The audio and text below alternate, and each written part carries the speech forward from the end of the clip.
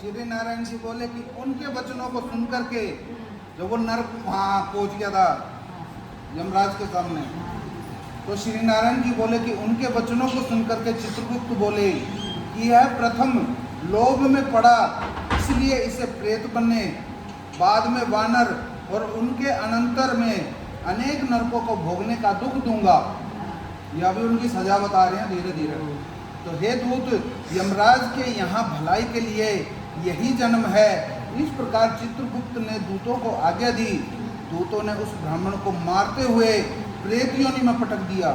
वह प्रेत होकर के जिस वन में भी फल नहीं थे, खाने पीने को कुछ नहीं था, ऐसी जगह को उसको घेर दिया, वहाँ पर रहने लगा। उस भयानक वन में भूख प्यास से व्याकुल प्रेत को घूमते हुए बहुत समय बीत गए। प्रेत योनि के अनेक दुख भोगने के बाद फल चोरी के अपराध में बंदर योनि में जन्म हुआ। दिव्य जम्बूखंड कालंजर पर्वत पर घने फल फूलदार वृक्षों एवं शीतल जल के मनोहर स्थान में वह विचरने लगा। वहाँ देवराज इंद्र का बनवाया हुआ सरोवर पापनाशक पुण्यवर्धक एक कुंड था, उसे मृग तीर्थ कहते थे। देव दुर्लभ उस तीर्थ में श्राद्ध करने से पितृगणों की सद्गति होती है। उस स्थान पर दैत्यों से डरे देवता पशु के रूप में रह करके उस कुंड में आनंद से स्नान किया करते थे, इसी से इसे मृग तीर्थ कहते थे। उस विप्र को वानर शरीर से तीर्थ में रहना पड़ा था। नारद जी बोले कि त्रिलोक को पवित्र करने वाले इस मृग तीर्थ में यह पापी दुष्ट वानर कैसे निवास कर पाया। तब सूत जी बोले कि इस प्रकार नारद के वचन सुनकर के प्रसन्न होकर के सत्कार करते श्री नारायण भगवान बोले कि हे नारद, पूर्व जन्म में चित्रकुंडल नाम का यह वैश्य था, बनिया था। उसकी पतिव्रता तारका नाम की पत्नी थी। वे दोनों पुरुषोत्तम भगवान के भक्त थे। उन्होंने पुरुषोत्तम मास का व्रत किया। चित्रकुंडल ने स्त्री के साथ प्रसन्नता पूर्वक व्रत की समाप्ति करके श्रद्धा के साथ उद्यापन किया। वेद वेदांग जानने वाले सपत्नी ब्राह्मण उद्यापन विधि पूर्वक कराने को बुलाया। हे नारद, पैसे का लोभी ब्राह्मण भी वहां पहुंच गया। उद्यापन विधि पूर्वक पूरी हो जाने पर चित्रकुंडल ने सपत्नी ब्राह्मणों को खूब दान दक्षिणा देकर के प्रसन्न किया, जो और आए हुए थे।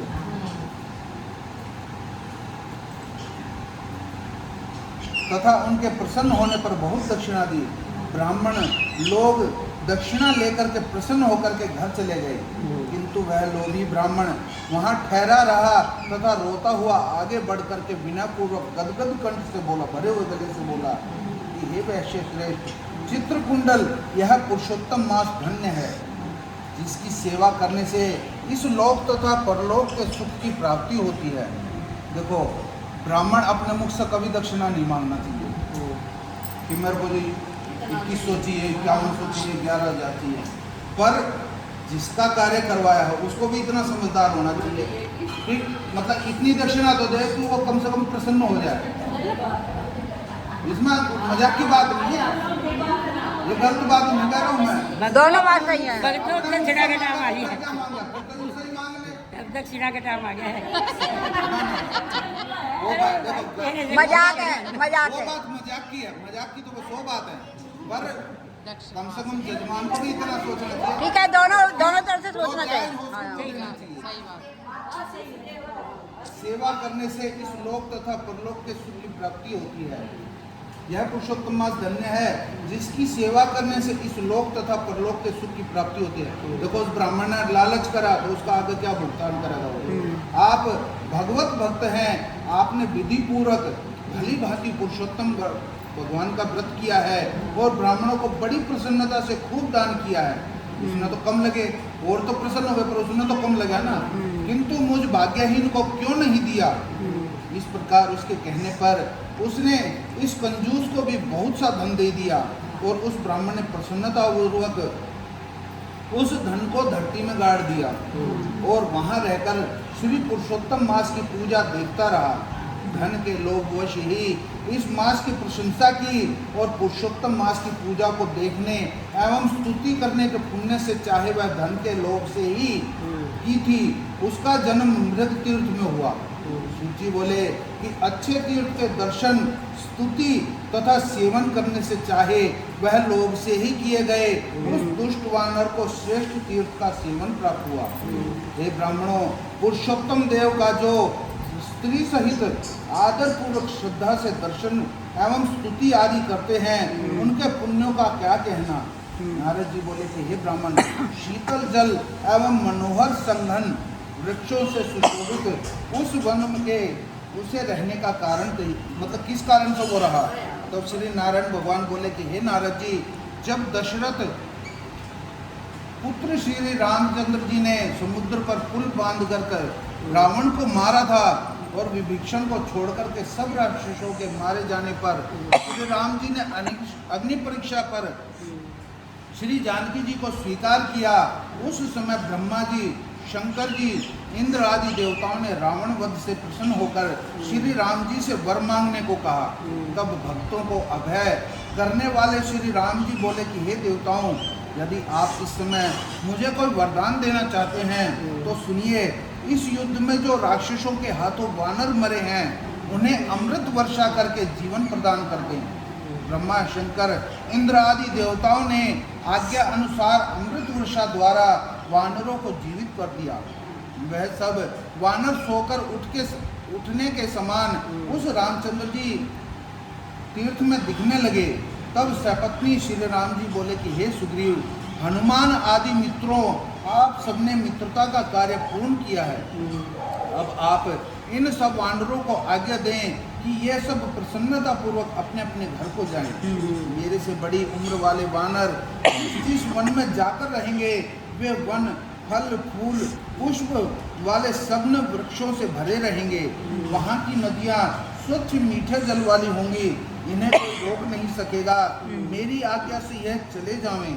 श्री रामचंद्र जी की आज्ञा पाकर वानर जिस वन में गए, वह फल फूल के वृक्ष एवं मीठे जलयुक्त हो गए। श्री नारायण जी बोले कि आगे की कथा सुनिए। वन में जन्म पाकर वानर पर्वत के समान बढ़ने लगा तथा भूख प्यास के कारण व्याकुल होकर लोभी वहां भटकने लगा।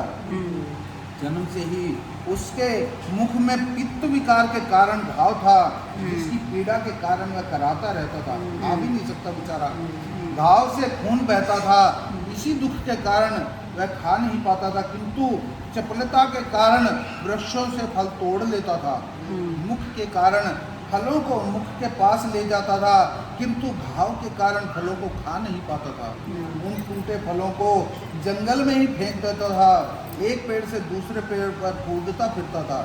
वह इस प्रकार के जीवन से मरना श्रेष्ठ समझता था।